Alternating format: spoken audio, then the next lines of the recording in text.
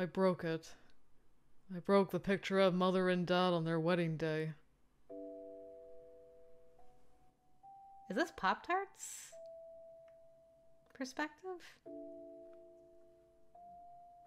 A big crack cuts through Mother's face. No. No, no, no.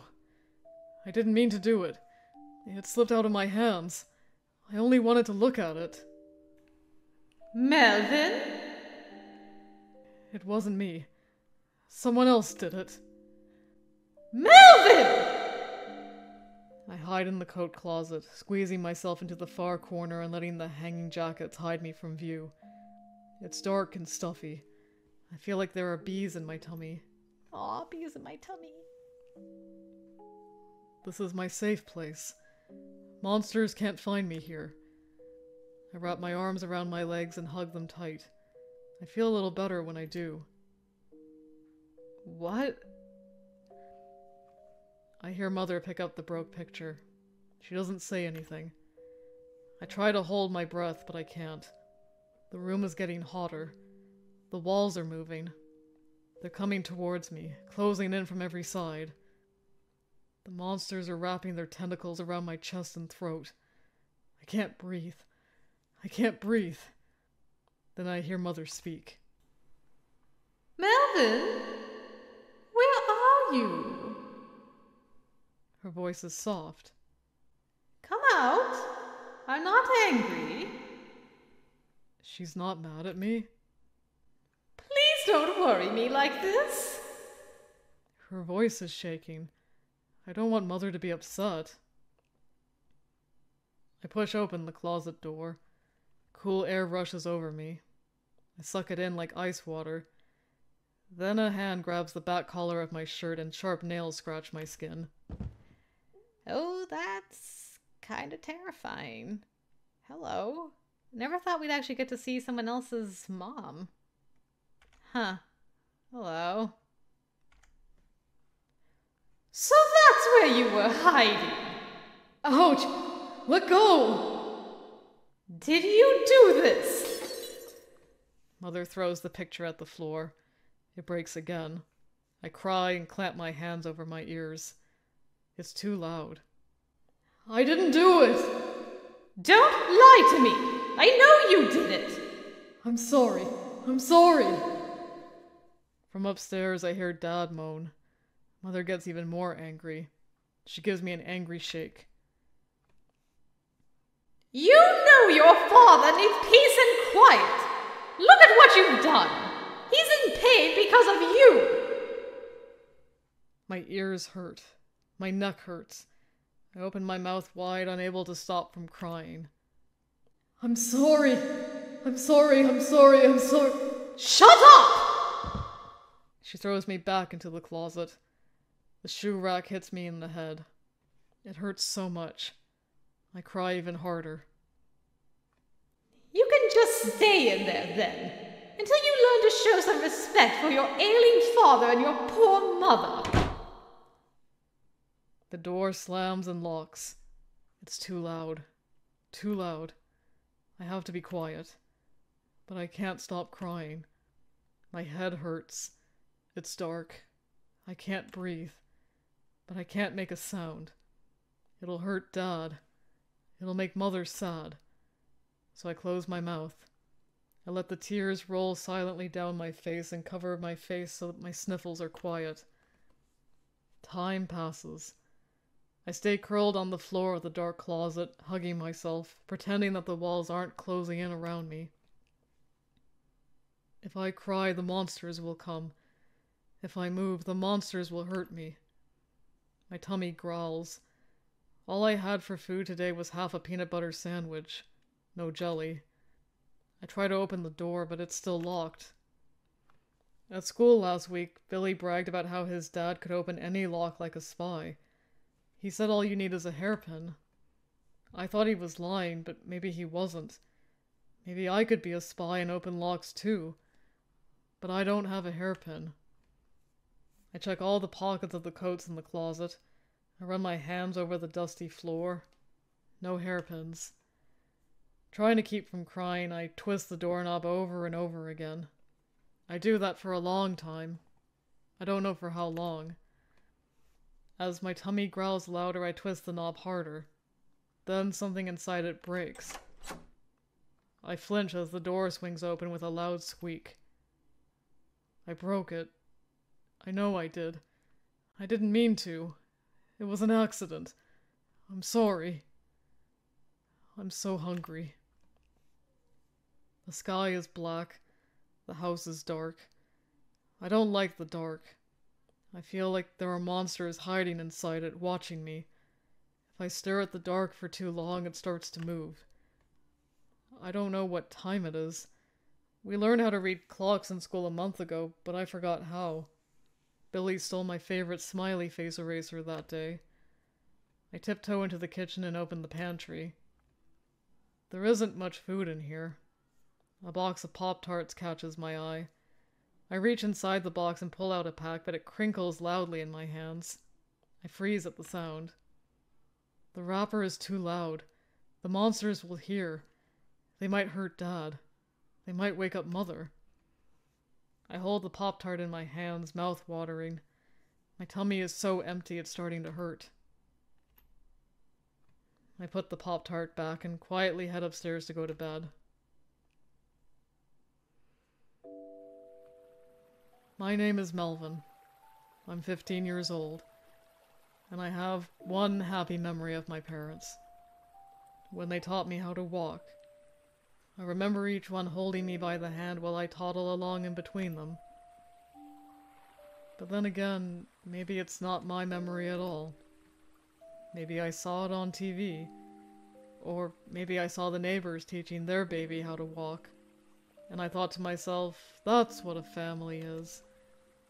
Maybe I took that image and made it my own. Because I never had a true family that loved me, but I wanted one so desperately. Is this what they call a coping mechanism?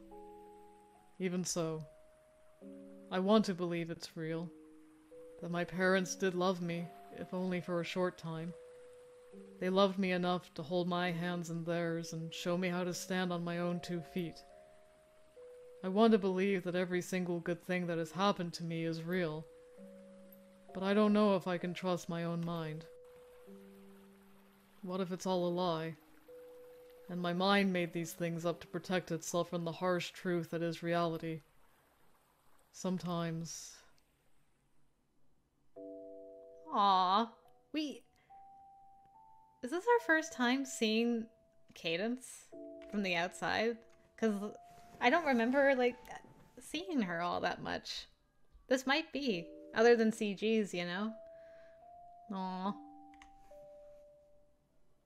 Sometimes you seem too good to be true. Your smile. Your eyes. Aww. You are so kind and patient with me. I don't understand why. You're so much more than I deserve. Are you real? I'm back. Oh, man, that was so sad. Oh, Melvin. Why'd you gotta break my heart even more? Melvin, where are you? I want to call your name, but something within the unknown darkness of the woods stops me. Using my phone as a flashlight, I managed to locate a trail through the woods where I last saw you. I imagine you must have gone this way. Even though you weren't thinking straight, this would have been the path of least resistance, so I'm nearly positive this is the way you went.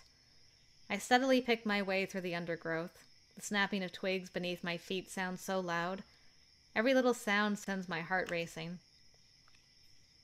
At one point, something big goes crashing through the bushes and I nearly scream. Then I spot the flash of a white tail disappearing among the trees. A large buck. The air is getting colder. I shiver as I continue to follow the trail. Then, quite abruptly, the trail splits and my heart sinks. I'm going to have to make a decision.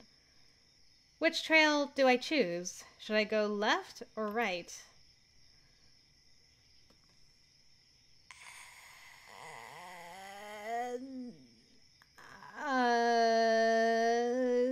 I mean, I recognize that, like, waterfall from that other ending, but I don't think that's connected to, like, this trail at all. I'm gonna have to flip a coin and hope for the best. Okay, coin. Don't let me down. Heads for left, tails for right. Hiya! Alright, heads it is. Going left. Please let this be the right way. Or the left way. I'm coming, Mel! Oh no. Is every choice I make just gonna lead to more sad memories? I can't. Not like this. Not like this. It looks like you don't have any money left in your account, sweetheart.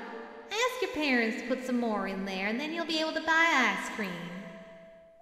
The lunch lady plucks the cup of vanilla ice cream from my hands and puts it back in the freezer. I stand there at a loss for what to do. That was going to be my lunch for today. Move along now. There are other children in line behind you. I do as she says. The other 5th graders are all sitting together. I sniff the air. The smell of French fries and chicken nuggets makes my mouth water and my tummy rumble. I don't want to sit with the other kids today. I'll just wind up staring at their food like a hungry hyena. That's what they called me last time I did that. Though that nice girl did give me her pierogies. Aw, shout out nice girl. I stand along the wall instead and wait for lunch to be over. I'm relieved when I see kids are throwing their trash away. Then I get an idea. I go stand by the trash cans. As my classmates come to throw their food away, I take the tray from them before they can. Like, I'll throw it away for them and return the tray. I get some weird looks, but I don't care. Their leftover scraps are mine for the taking. As quick as I can, I eat their cold chicken nuggets or their untouched green beans, shoving them into my mouth with my fingers. Then I return the tray, careful to keep out of the lunch lady's sight. Look at this. Smelvin's eating trash. I look up to realize I'm surrounded by my usual tormentors. I shrink away as they form a close circle around me. Here, eat my trash too. He offers me his tray. I look away, refusing to meet his eyes, hoping that he'll get bored and leave me alone. What? Is my trash not good enough for you? Eat it! He shoves the tray into my face, smearing my nose in ketchup. I flinch away as the loud laughter of his friends pierces my ears. One of them throws a half-empty carton of chocolate milk at me. It splashes onto my feet, staining my socks and shoes. Billy raises his jeering voice so that the entire cafeteria can hear him. Hey everybody! Give your trash to Melvin and he'll eat it for you! Laughter fills the cafeteria. It's loud. Too loud. My heart starts hammering. My hands begin to shake and my eyes well up with tears. Look! He's gonna cry! That's enough. The teacher comes striding up and the circle of bullies breaks apart. However, the teacher glares straight at me. You shouldn't be eating food off other students' plates. Go back to your seat. I opened my mouth to explain that I was hungry and I didn't mean any harm, and if I don't eat now, I won't be able to focus on today's science lesson, but nothing comes out. Did you hear me? Sit down! The children in the cafeteria burst into another round of laughter. Everyone is looking now. They're all laughing at me. Why do they have to be so loud? It's too loud. We're all going to get in trouble.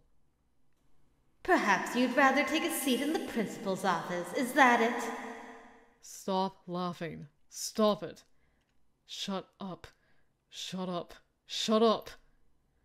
Shut up! That's it. Let's go. The teacher grabs my wrist and drags me out of the cafeteria. I catch a glimpse of Billy's triumphant sneer as we depart. The unbearable laughter fades as we walk down the hallway, but I don't feel any better. I'm going to the principal's office. The tears I was struggling to hold back break free. Don't make that face. Maybe next time you'll think twice before you speak so rudely to a teacher. What would your mother think? A sob unwillingly escapes my throat. I begin to fight for air, but my breath coming in short gasps, but the teacher hardly seems to notice. Or maybe she just doesn't care. She leads me into the principal's office. The receptionist glances at us as we arrive. I recognize the guidance counselor, too, standing over by the printer. I've met her before. Her name is Miss Avery. As soon as we're inside, I rip my hand out of the teacher's and wipe my face all over. Melvin, is that you? What are you doing here? I don't look at her. We're here to see the principal, obviously. The principal isn't in today. I can take him. His type needs to be dealt with by a principal, not a guidance counselor. I found him stealing food from other children's trays. And you should have heard the way he spoke to me when I called him out. I want to protest, but my throat is all closed up. I rub my eyes and sniffle, refusing to look anywhere other than at my feet. She just said the principal isn't in today. Let's go to my office, Melvin. Fine. I need to get back to lunch duty anyways. I breathe a little easier as I follow Miss Avery into her office. It's decorated with all kinds of colorful posters, and the shelves teem with fascinating toys, puzzles, and gizmos. She has squishy bean bags instead of the usual hardback chairs. She motions for me to sit down. As soon as I do, she passes me a box of tissues. Then she opens up her desk drawer. Peanut butter or s'mores? I blink, uncomprehending. Are you offering him a Poptart? Which do you like better? S'mores. Oh, granola bar. Okay. She pulls out a flavored granola bar and hands it to me. For a moment, I completely forget about my tears. I carefully rip off the crinkly wrapper, trying hard not to make a sound, then devour the treat. It has chocolate chips and marshmallows. They taste sweet. Feeling better? I don't answer. Would you like another one? I nod. She reaches back into her desk. Shoot, out of s'mores. I hope peanut butter will suffice.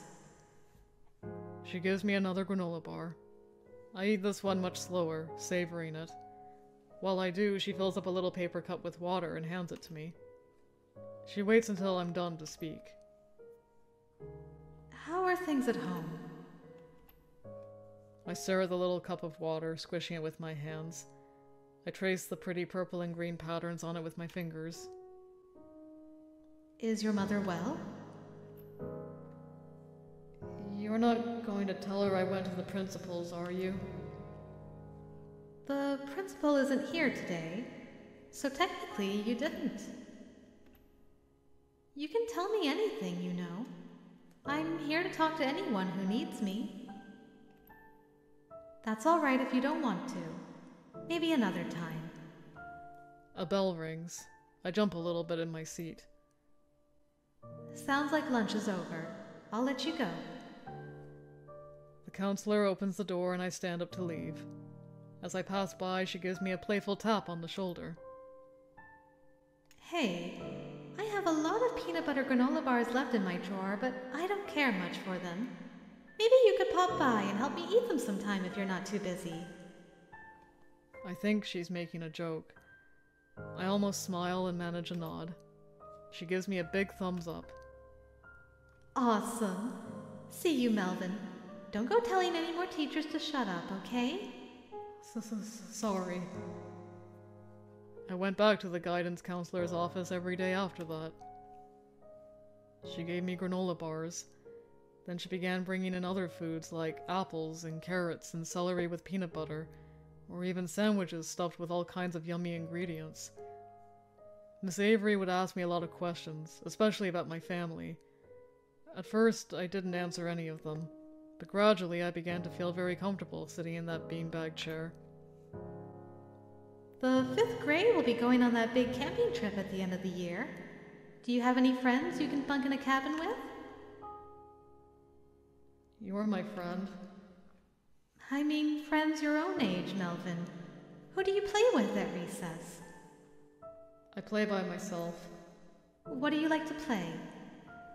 I like to read, or play pretend. Yesterday I pretended Peter Pan came and took me away to Neverland. Today I'm going on an adventure to Wonderland with Alice. The big tunnel slide on the playground is the rabbit hole that leads there. Aw, it's so cute and so sad. But I don't tell Miss Avery in fear that she'll laugh at me like everyone else does. Don't you ever join in a game of kickball or foursquare? No, those games are boring. They're fun when you have friends to play them with. The other kids are too loud, and they're mean to me. They are? All of them? Yes. Do you know them all well enough to say so? I think of the girl who gave me her pierogies. Don't hide so much from the others, Melvin. There are plenty of wonderful children in your grade. If you took the time to open up to them, I'm sure you would make some new friends. Nobody likes me. I like you. Your homeroom teacher likes you too. She recognizes your brightness. She only wishes you would apply yourself a bit more. If you applied yourself a bit more in your work and socially, I'm sure you could make big positive changes. She smiles. Why don't you give it a try sometime?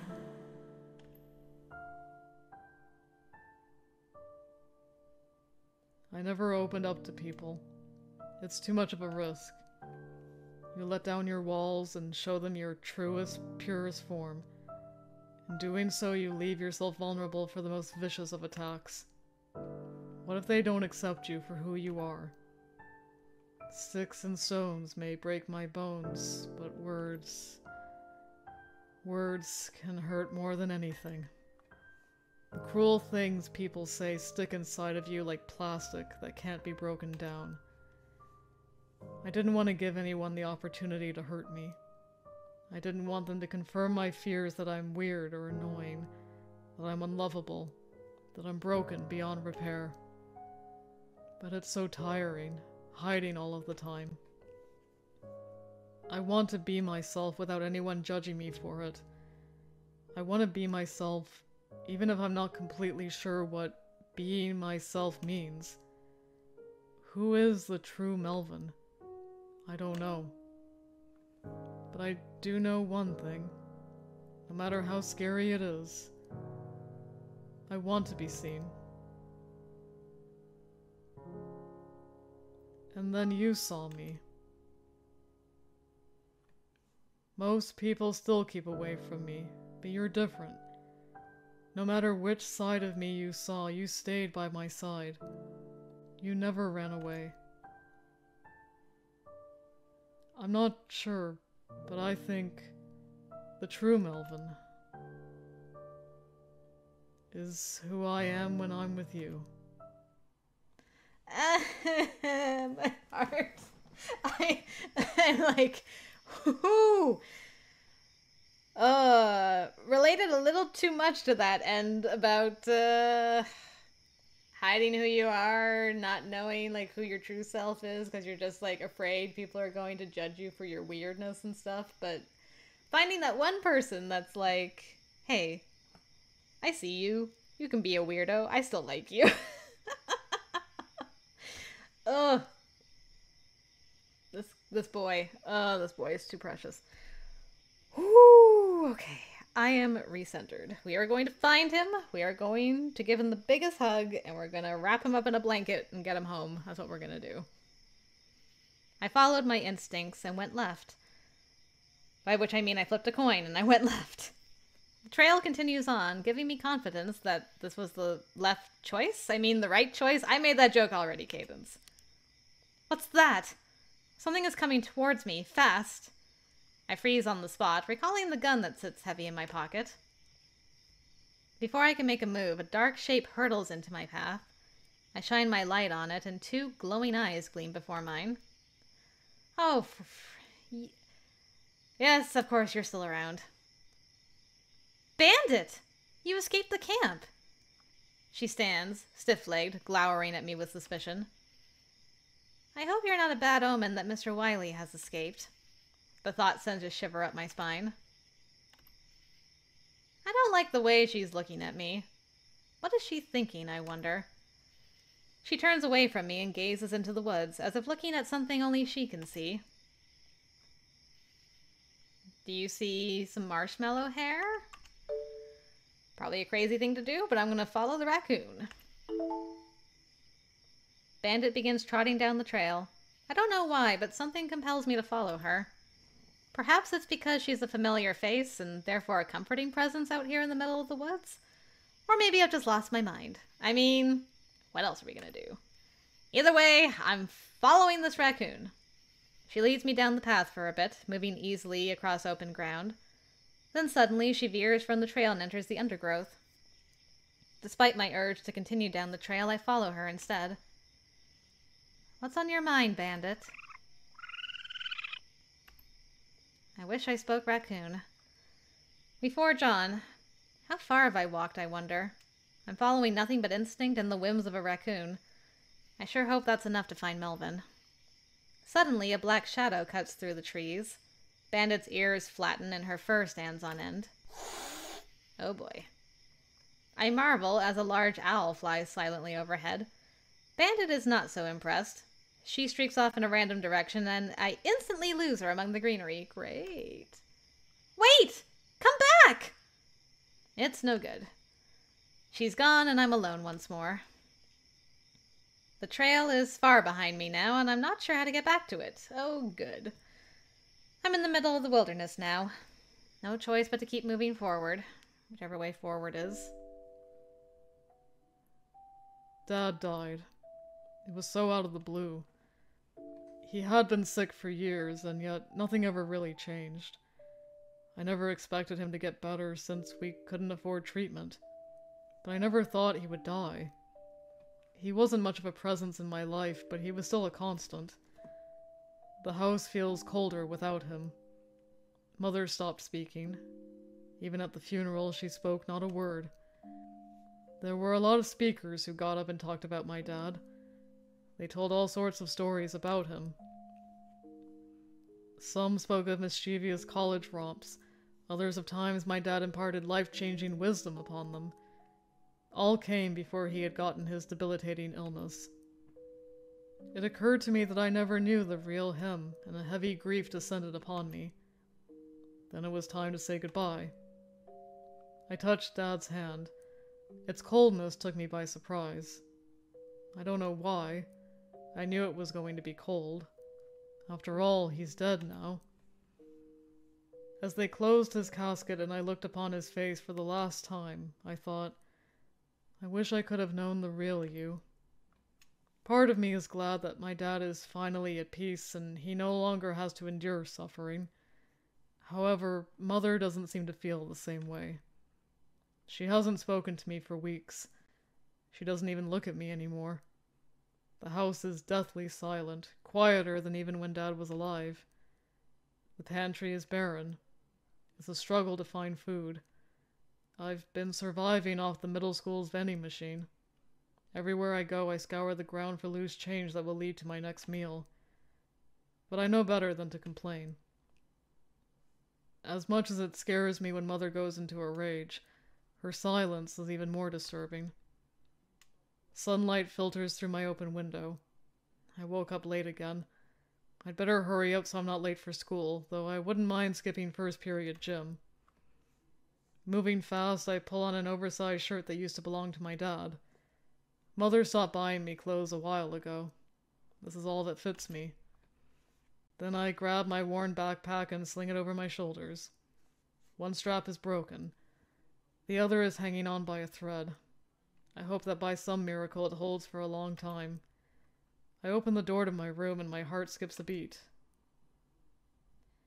Looking a little thin, Mum. Mother is waiting for me outside. She's lost weight in the past month. Her stress lines have deepened and her eyes look slightly sunken. They glare at me from an unfamiliar face, paler and gaunter than I remember. Where is it? Out of habit, I don't reply, not wanting to ruin the quiet and induce her fury. Where is it? Then I remember that Dad is no longer alive and my speaking will not hurt him. Where's what? You know what? My wedding photo. The wedding photo. I remember breaking its picture frame years ago, but I don't know what became of it. I never saw it again after that day. I don't know. Maybe you threw it away? She immediately flares up in defense. I never would have thrown that away! You must have stolen it! Like you stole his clothes, you thieving little rat! I didn't do anything with it! Shut up! How dare you lie to your own mother! She lashes out at me as if to catch my throat, but I scramble away and her untrimmed nails merely graze my skin. Still, it hurts and I cry out at the pain. Mother doesn't hesitate. She grabs my hair and slams me into the nearest wall. Look at what you've done! You did this! You killed him! I knew those words were going to be something his mom had said. Very similar to what Wiley said. Look at what you've done. Her words freeze me to my core. All we ever did was give you our love, you selfish, miserable brat, and you never thought twice about your father. Pain shoots through the roots of my hair, though it's nothing compared to the hole she's torn in my heart. I struggle to get away, but Mother has a death grip on me. That's not true! I love you both so much! Liar! If you loved me at all, you never would have hurt the man I loved! Her eyes roll wildly. Spittle flies from her lips and lands on my face. She slams me into the wall once more. My brain rattles in my skull and I see stars. I'm sorry! Apologizing won't bring him back! She slaps me across the face with her other hand. It stings, but the physical pain is nothing compared to the emotional pain I feel. Please make it stop. Please. Let me go! You killed him! You killed him! You killed him! It's not my fault! For the first time in my life, I retaliate. I knee Mother in the stomach. She wheezes as the air is knocked out of her. Her grip on my hair loosens and I tear away, but she is quick to recover. Screeching, she makes a wild grab for me. I stumble to get away.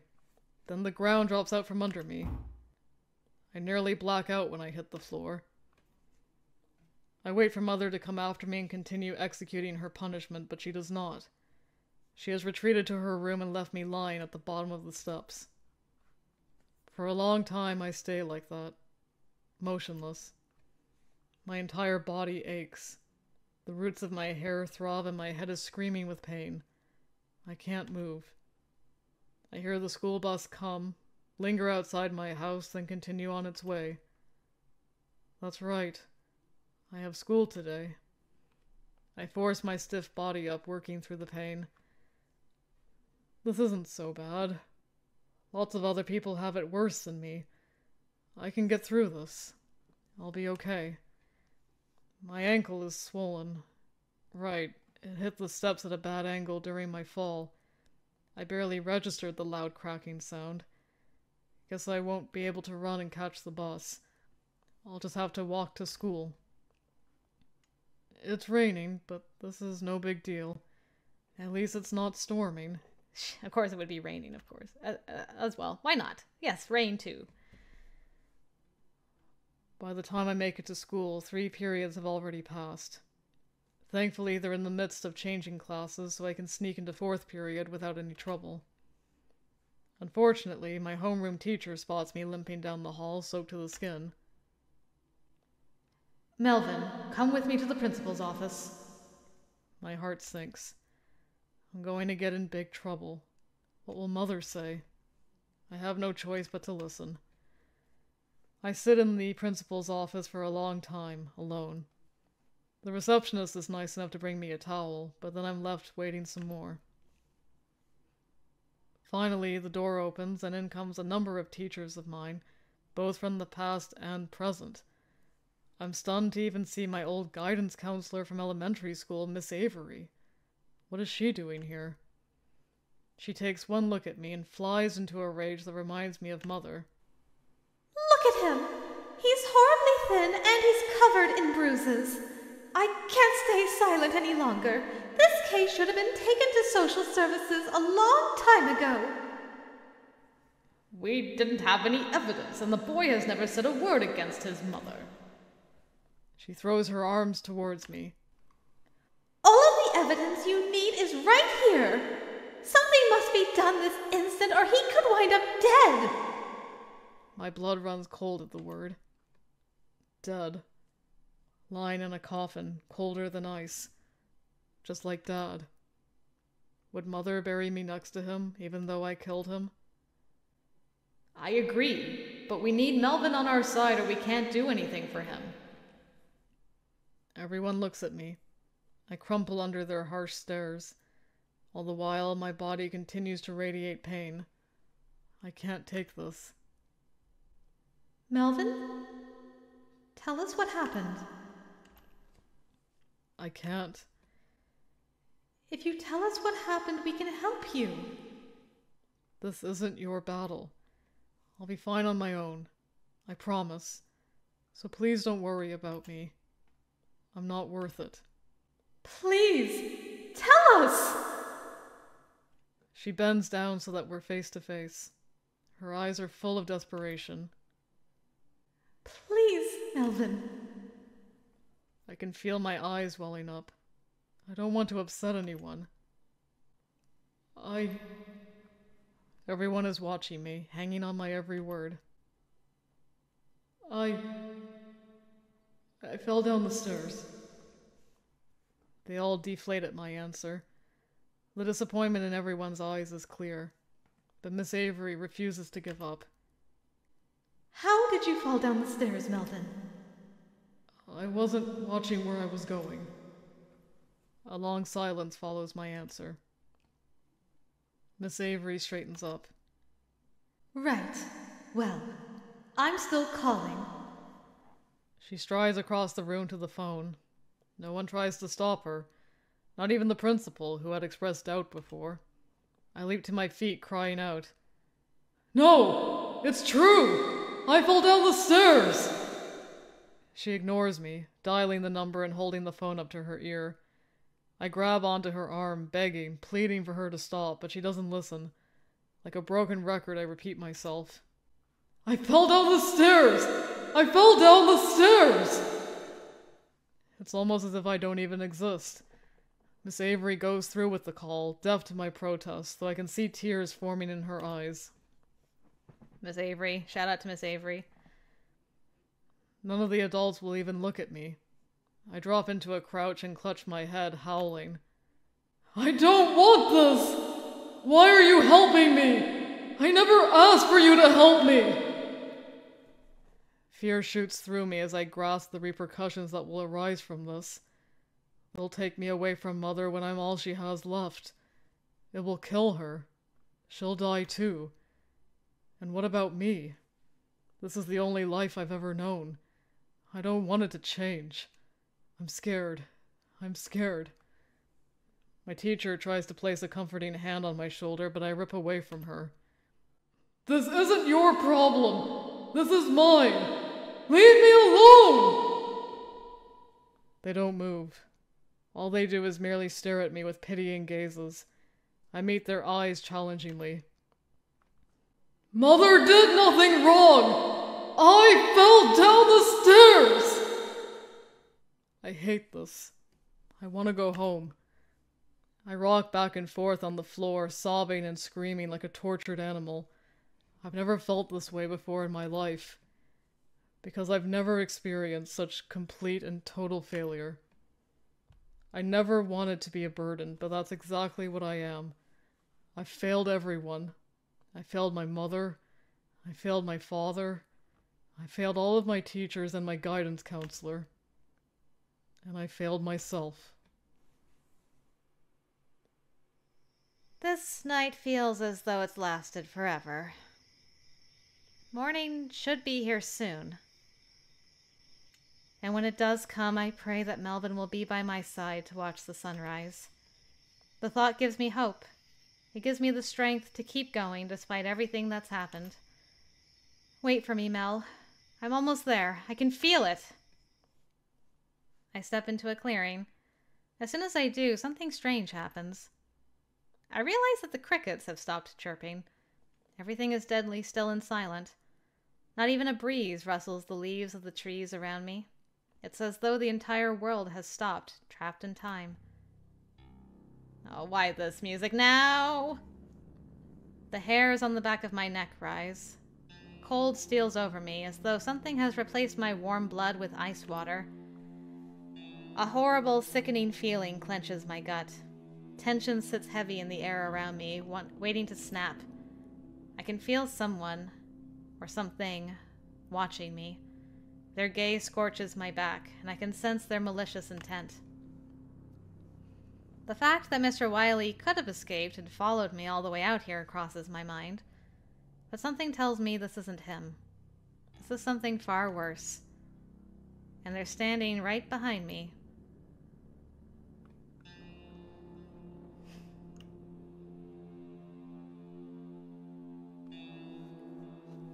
What? Who?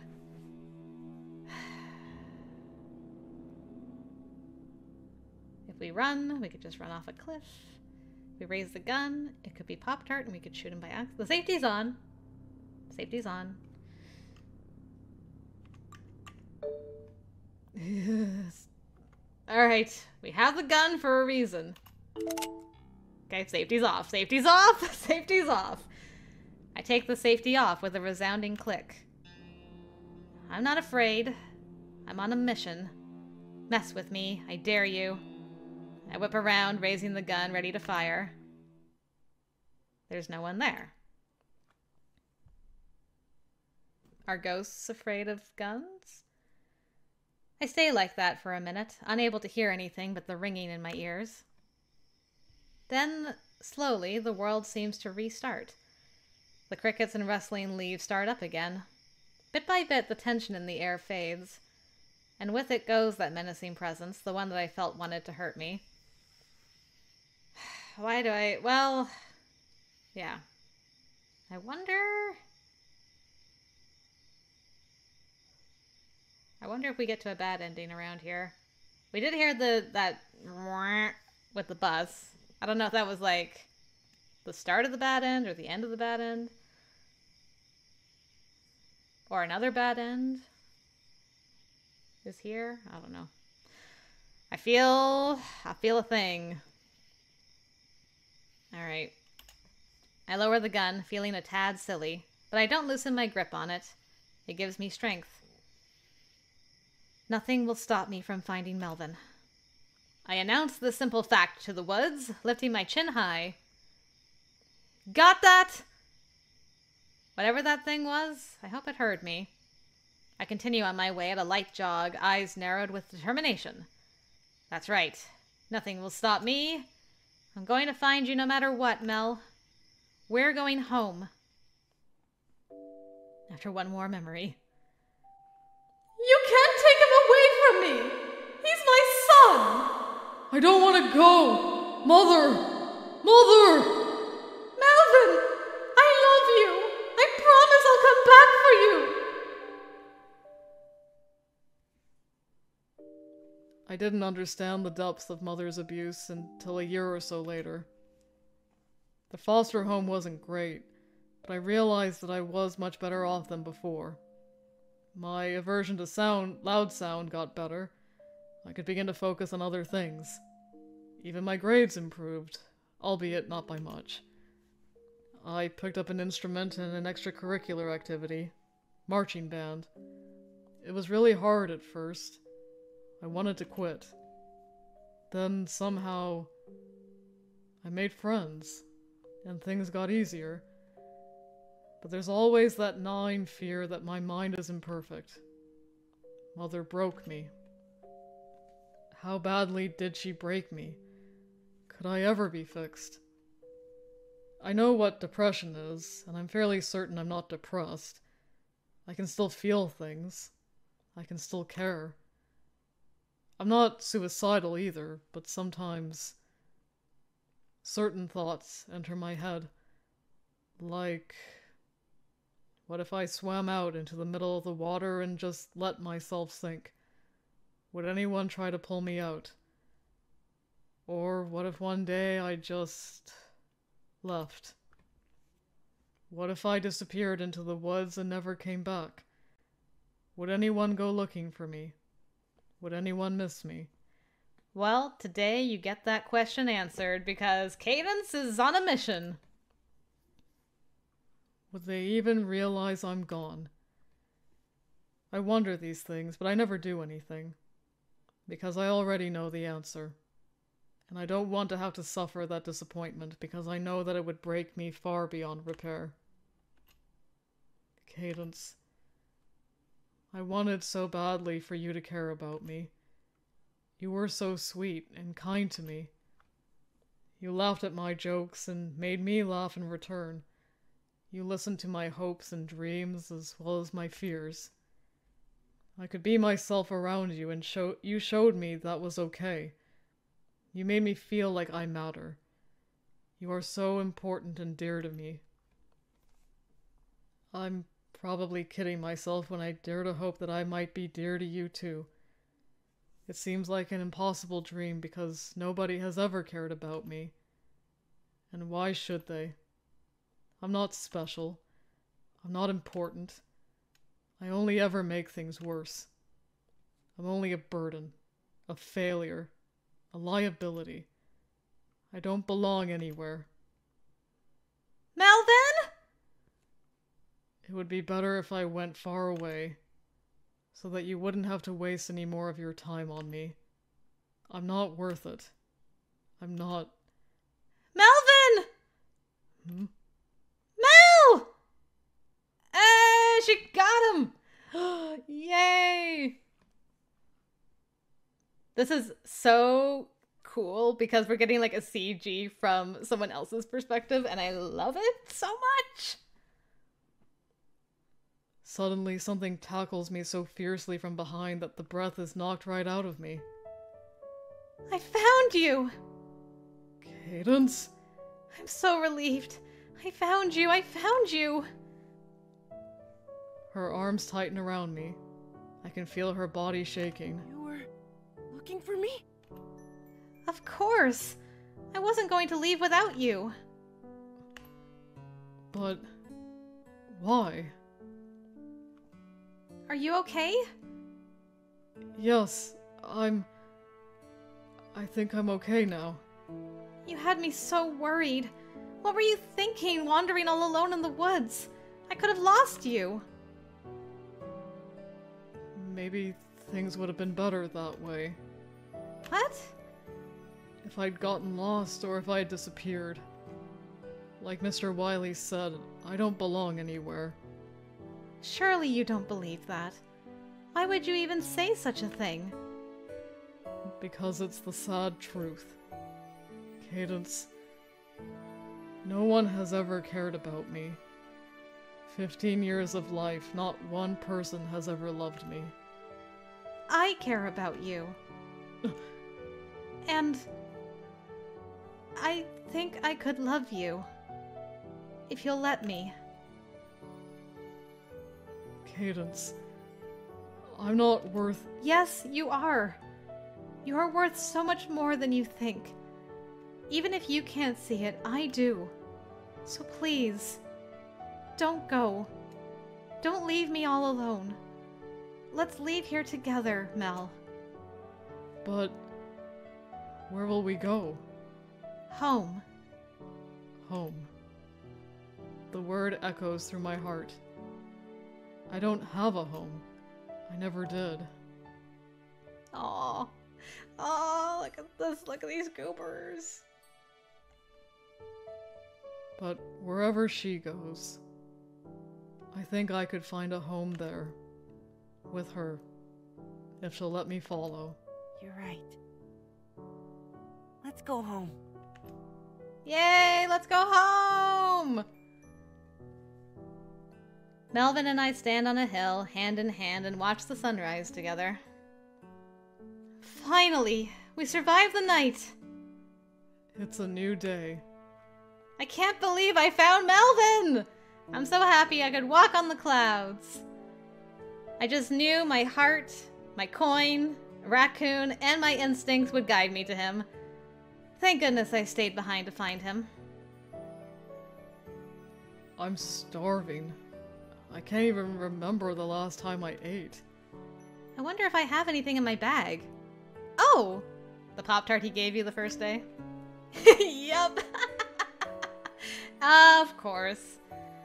I pull out the Poptart he gave me on the first day of band camp and we both marvel at it. Is that... Yes. Split it with me? Okay. I tear open the bag and we each take a Poptart. Thank you. You're welcome. Though, I should be thanking you since it's from your stash. That thank you was for more than just the Pop-Tart. Hey, look over there. Is that a road? It is! And there's a police car coming down the road. Hey! Hey! Over here! Melvin and I race down the hillside, waving our arms. The police car rolls to a stop and an officer steps out, scratching his head. Are you Cadence the drum major? I am! Does this mean the band made it back safely? Oh yeah, they're fine. Let me tell you, I've seen some strange stuff in my days, but I never expected an entire marching band to just roll up to the police station in the middle of the night in a big yellow bus. This is definitely one for the history books, I tell ya. Anyways, why don't we get the two of you home? Melvin and I exchange a grin. Yes, please! Thanks, friends, for sending the police after us. When we get back to the police station, the entire band comes swarming out to meet us. Melvin and I step out of the cruiser to an enormous applause. Our friends gather around us, pressing in from all sides and raising their voices in a jubilant, unified chant. You know, if I was looking at this screenshot out of context, I would think we all died and went to heaven and we're just floating in the clouds. Just something about this backdrop. I'm like, are we dead? Cadence Pop-Tart! Cadence Pop-Tart! Melvin looks at me in wonderment and confusion at the warm reception. I just laugh and grab his hand. The tears pour down our faces. My heart swells with love for the Blue Mountain Marching Band, my second family. But there's sorrow there as well, knowing that it's all at an end. I haven't forgotten that the school board cut us from the music program. This is the last time this group will ever be together. As if reading my thoughts, Melvin turns to me. Cadence, I don't want it to be over. I attempt to wipe away my tears. Neither do I. I wish there was something we could do. Upon hearing those words, something clicks in my mind. I squeeze Melvin's hand fiercely for a brief moment. Maybe there is. I let go of his hand and turn to face the rest of the band. Everyone, listen to me! It takes them a good minute to stop chanting, calm down, and hear what I have to say. Band camp may finally be over, but that doesn't mean marching band has to be over. What do you mean? You heard Mr. Wiley. The school board cut it. I know, but maybe we still have a chance to save it. We could go to the school board and put up a fight. Convince them that marching band is worth keeping. You really think that would work? It's worth a shot. We can perform the show for them, make them see how hard we worked for this, so that none of what we did was in vain. But we don't even have a band director anymore. Listen. They sent a police car to Camp Bearpaw to arrest him. We don't need a director. All we need is each other. I smile at Melvin. I can see the uncertainty in his eyes, but there's something else too. Determination, and a resolve to see this through until the end. He nods and raises his voice in confidence. Right. Cadence is right. We have to fight to save marching band. Who's with me? I pump my fist. The rest of the band does the same, raising their voices. Woohoo! I'm in! Let's do it! We'll make them regret their decision. Ha ha! It will be the best show ever! Too bad Mr. Wiley won't be there to see it. He's got a date with a jail cell. Oh, wait. I've still got his gun in my pocket. I should probably hand that over to the police. It can serve as evidence. White-hot anger builds inside me as I recall everything that Mr. Wiley did to us. We're lucky everyone came out of Camp Bearpaw relatively unscathed, though I already know the nightmares will haunt me for a long while. But for now, I feel safe, surrounded by my friends. Once Mr. Wiley is behind bars, I'll be able to breathe easy again. But they never did find Mr. Wiley. What? Camp Bearpaw was abandoned when they got there. How does he escape every single time? Is he even real? Is he the ghost? Does Mr. Wiley even exist? Nobody knows where he went. I don't care to know. I only hope that he never shows his face near Blue Mountain High School again. Well, unfortunately he will. At least the horrors of band camp are over. No, it's not over until we confront the school board.